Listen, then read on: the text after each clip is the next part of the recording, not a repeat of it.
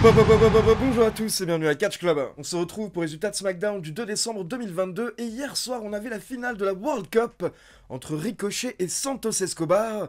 Mais à côté de ça, perso, ce qui m'a le plus intéressé, c'est un nouveau segment entre la Bloodline, les Usos et Sami Zayn. Et au passage, j'aimerais m'excuser si jamais cette vidéo sort très tard, mais pour info, mon ordinateur est en train de mourir et aujourd'hui il m'a lâché. Il y a dorénavant un problème de batterie et donc l'ordinateur s'éteint quand il le veut. Donc je ne sais pas combien de temps je vais mettre à tourner et monter cette vidéo, mais j'espère que je pourrai vous la sortir samedi soir, pas trop tard comme prévu. Et du coup, si jamais vous ne me voyez pas pendant quelques jours, alors ne vous inquiétez pas, ça voudra sûrement dire que mon ordinateur m'a lâché, et donc faudra que j'en chope un nouveau. Donc c'est parti, le show démarre avec l'entrée de la Bloodline, donc on a les Usos, Solo Sikoa et Sami Zayn. Et directement, Sami Zayn prend le micro pour mettre en avant les Usos et le travail qu'ils ont accompli lors du War Games. Mais directement, Jimmy Uso l'arrête et il dit que ce soir, ils ne sont pas là pour ça, mais ils sont là pour mettre en avant Sami Zayn, car Sami Zayn est le MVP de la Bloodline, et le public clairement adore Sami Zayn. D'ailleurs, ils n'ont pas arrêté de scander Sami Uso ces dernières semaines. Puis nous avons Jey Uso qui prend le micro, et il nous rappelle que pendant longtemps, il a douté de Sami Zayn, et au fond, il n'aimait pas vraiment Sami Zayn, mais lors de War Games, quand Sami Zayn a décidé de défendre la Bloodline, eh bien il a mérité le respect de Jey Uso. Et Jey Uso ajoute même que c'est grâce à Sami Zayn qu'ils ont remporté le match.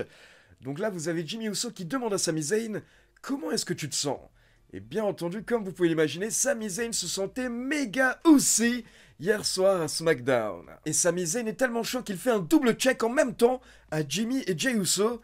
Et pendant ce temps, comme d'hab, on a Solo Sikoa qui n'a pas parlé, qui n'a pas bougé pendant 5 minutes. Et beaucoup de personnes commencent à trouver son attitude de plus en plus suspecte. Mais là, nous avons la célébration de la Bloodline qui a été interrompue par les Brawling Brutes. Et donc on enchaîne avec Sami Zayn contre Sheamus. Et là, on a beaucoup de monde autour du ring, donc forcément, à la fin du match, on a les Usos qui ont tenté d'intervenir pour aider Sami Zayn.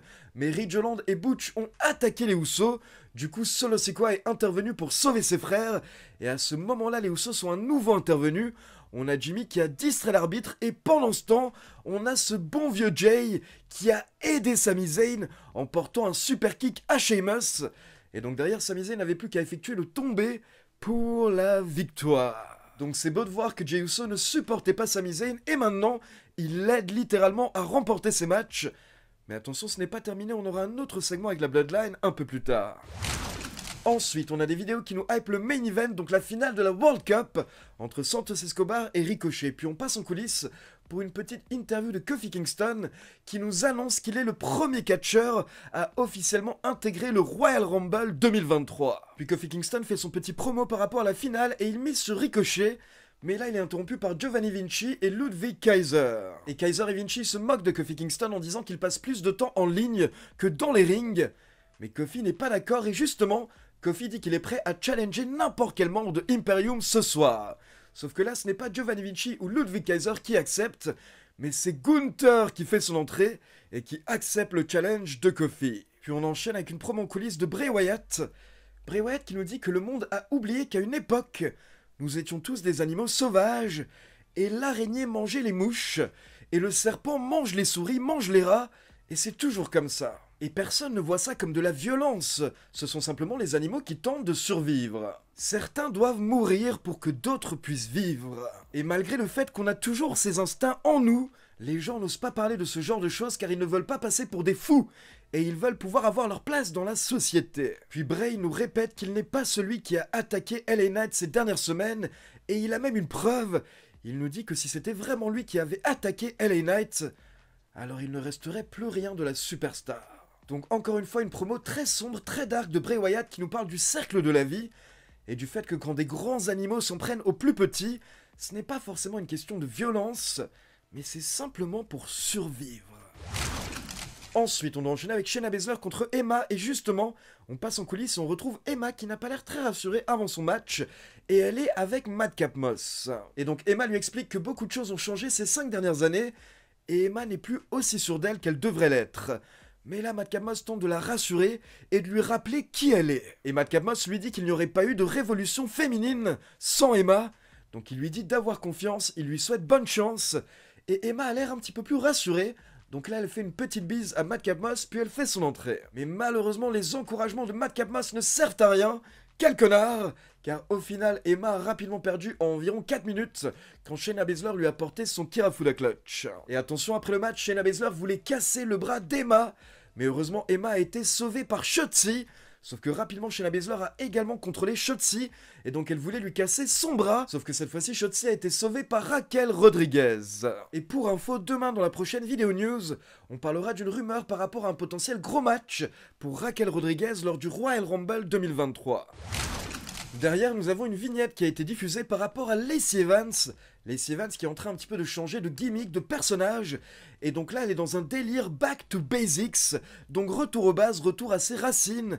Et hier soir, dans cette vignette, on pouvait la voir s'entraîner avec l'armée, avec les marines. Car je rappelle justement que Lacey Evans faisait partie des marines il y a quelques années. Et honnêtement, j'espère que ça va mener à quelque chose car Lacey Evans a un potentiel. Mais malheureusement, elle enchaîne les gimmicks qui ne mènent à rien. Derrière, on enchaîne avec Kofi Kingston contre Gunther, accompagné par Imperium.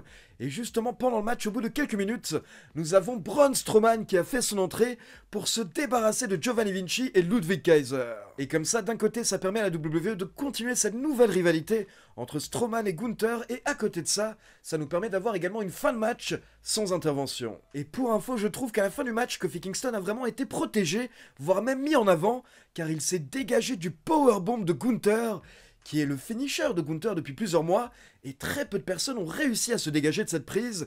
Donc ça, c'était très bien joué de la part de la WWE, qui veut vraiment pusher, on va dire, Kofi Kingston, et rappeler tout de même que c'est un ancien champion du monde. Et du coup, là, Gunther a dû sortir une autre prise, ce qui fait qu'il nous a sorti son nouveau finisher, la dernière symphonie de Last Symphony. Et pour info, en fait, il s'agit du super finisher de Misawa, le Emerald Flowsion. Donc Gunther nous sort ce nouveau finisher pour la victoire. Ensuite, on passe au segment qui m'a le plus intéressé hier soir, car on a la Bloodline qui sort de leur vestiaire.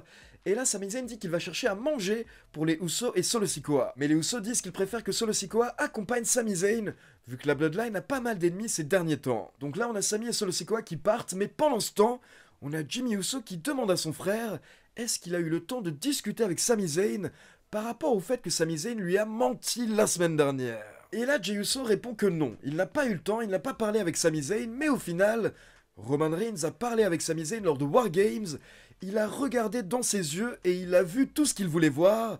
Puis derrière, Sami Zayn les a aidés à remporter le War Games match. Donc Jey Uso nous dit qu'au final, de son côté, tout est cool. Donc apparemment, les choses sont réglées, mais en même temps, ce segment te fait clairement penser que ce n'est pas totalement terminé. Et je rappelle que selon moi, à un moment, ça va se retourner contre Sami parce qu'il n'a pas le même sang que la Bloodline. Et justement, pour info, à la fin du segment, on a Sheamus qui sort de nulle part et qui attaque les Usos. Et il leur dit qu'il les verra très bientôt avec Drew McIntyre. Derrière, on a Damage Control qui vient sur le ring pour nous faire un petit speech, mais elles sont rapidement interrompues par Liv Morgan. Et là, Liv Morgan se met à compter, elle voit qu'elle est en mode 3 contre 1, mais c'est pas grave, ça ne l'arrête pas, donc Liv Morgan monte sur le ring pour se battre. Sauf que forcément, à 3 contre 1, elle ne peut rien faire, sauf que d'un coup, on a une musique qui démarre, et nous avons Tegan Nox qui effectue son retour à la WWE. Je rappelle que Tegan Nox avait été virée il y a quelques mois, mais elle est de retour et donc dorénavant elle rejoint SmackDown et elle vient pour aider Liv Morgan contre Damage Control. Ensuite, on enchaîne avec une vignette de Karrion Kross et de Scarlett. Et on a Karrion Kross qui nous parle de ses dernières victimes, notamment Drew McIntyre et Madcap Moss. Puis derrière, on a Scarlett qui tire des cartes de tarot. Et là, sur l'une des cartes, il y a Rey Mysterio. Donc apparemment, Rey Mysterio va être la prochaine victime de Karrion Kross. Puis juste avant le main event, nous avons un nouveau message de Uncle Howdy qui nous demande à quel point est-ce que nous connaissons notre voisin. Uncle Howdy nous dit qu'il sait ce qu'il pense et il sait ce qu'il ressent. Mais il nous dit que ce n'est que de la fiction. Fais-moi confiance et revel in what you are. Réjouis-toi de ce que tu es. Donc bon, ça pour le moment, je vous avoue que je n'ai toujours aucune idée de vers quoi ça va mener cette histoire entre Uncle Howdy et Bray Wyatt. Et donc on passe au main event, la finale de la World Cup, la Coupe du Monde de SmackDown, avec Ricochet contre Santos Escobar, accompagné par Legado del Fantasma. Et forcément, dès le début du match, Legado del Fantasma a tenté d'intervenir, mais heureusement l'arbitre les a vus, et il les a tous renvoyés au vestiaire. Donc on enchaîne avec un match 1 contre 1. Et là, la WWE a laissé un peu plus de 20 minutes aux deux superstars pour nous impressionner hier soir.